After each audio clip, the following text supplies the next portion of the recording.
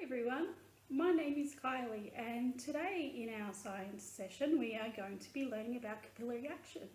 What's capillary action, you say? Have a read. Okay, now that we know what capillary action is, how does it work? So, to demonstrate this, we are going to do an experiment called walking water.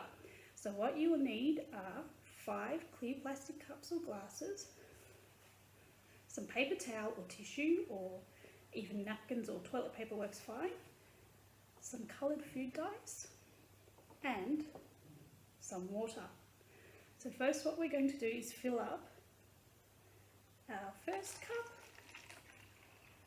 to about a bit over halfway, our third cup once again to a bit over halfway, and the same with the last, the 5th cup.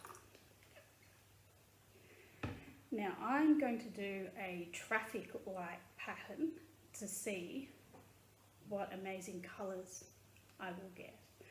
So let's pop some red into the first cup, some yellow food dye into the next one,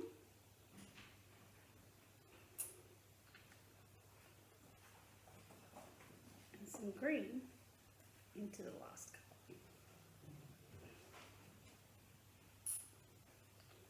Okay.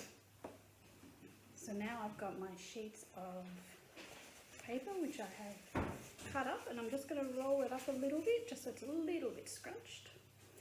And I'm going to pop one from the red and into the empty cup, one from the empty cup into the cup with the yellow, another one from the yellow into the next empty cup, and last but not least, we're going to put one from the empty cup into the green. Now, nothing has happened, and that's because we need to wait a bit. So let's wait about, we'll give it about 4 or 5 hours, and we'll come back and we'll see if anything's changed, and then maybe again overnight. So let's wait and keep our fingers crossed and see what has happened when we come back.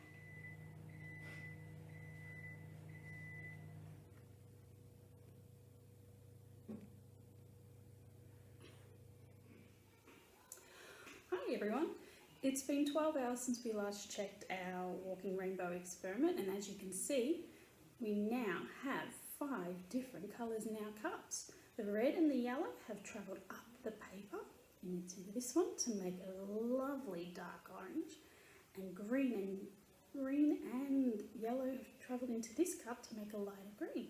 If you have a look, we've got a walking rainbow of colour. So maybe if you try this one at home, try some different colours and see what combinations you can make. Now you'll also notice that in our cups, all the water has made it up the cup to the exact same amount. This process is called reaching equilibrium, where the forces compelling the water to come up, that capillary action we were talking about earlier, has met with the force of gravity, and gravity has at this stage become so strong that it won't let any more water travel up the paper, meaning that each cup now has the same amount. Why don't you try at home using different amounts of water in your cup and see if they all still reach the same level or not. So have a go at home. Take some photos of your experiment and post it in the comments below. I'd love to see your work. Hi, I'm June from Brimbank Libraries, and as Kylie suggested, I've used some different colours to do the rainbow walking water experiment. First of all, I set up 7 cups and poured some water into every second cup. Then I used some pastel coloured food dye to colour the water. I used green, yellow,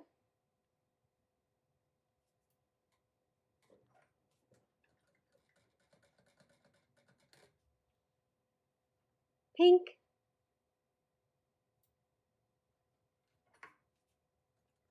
and finally I used some purple.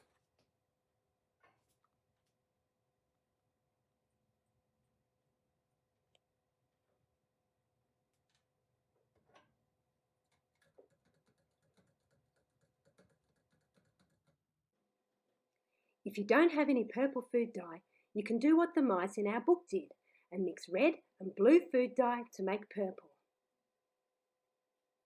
Then I popped in 6 pieces of paper towel and waited to see what would happen.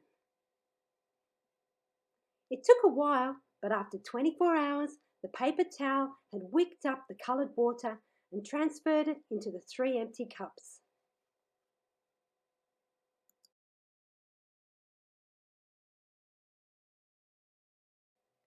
The beautiful book in the background of this part of the video is Mouse Paint by Ellen Stoll Walsh, and it's published by Harcourt Inc.